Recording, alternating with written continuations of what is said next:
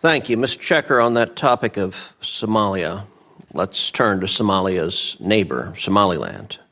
Somaliland is a geostrategic U.S. maritime security partner in Africa. It sits along the Gulf of Aden, near one of the world's busiest shipping corridors, and its forces actively contribute to counterterrorism and anti-piracy missions. Somaliland stands with our allies, including Taiwan and Israel, and aligns with U.S. interests in a region where China is aggressively expanding.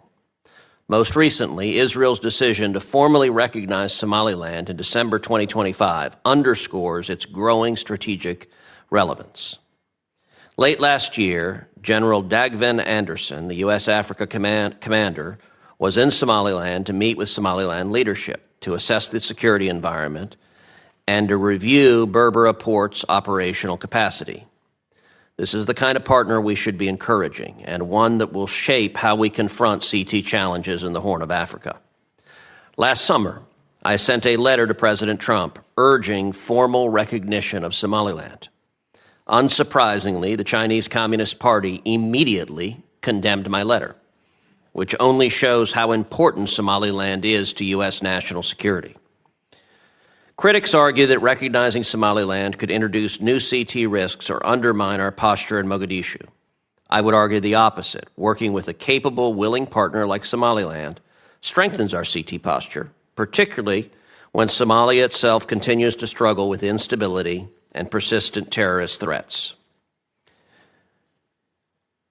Two questions. How do you assess Somaliland's role today in contributing to regional security, particularly in CT operations? Thank you for the question, Senator. I certainly agree with you that Somaliland has been a very good partner, CT and otherwise, with the United States.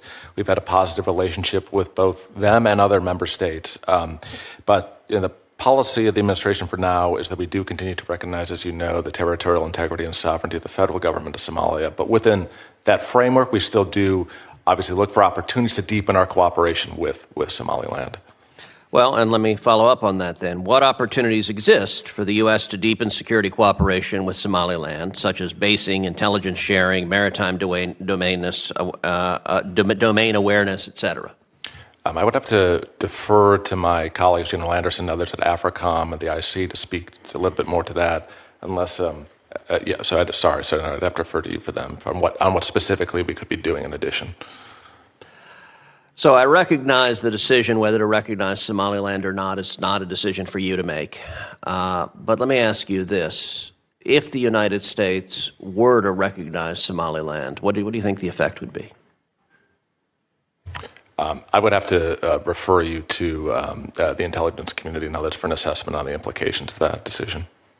Well, I think the implications would be we would be strengthening an ally, and I think clarity is powerfully effective in foreign policy and national security, and I think that is an approach that President Trump has embodied. So I have a high level of optimism that by the end of this term, President Trump will recognize Somaliland, and I think that would enhance U.S. national security. And if you doubt that, take a look at the Chinese Communist Party's hysterical reaction to my urging that recognition.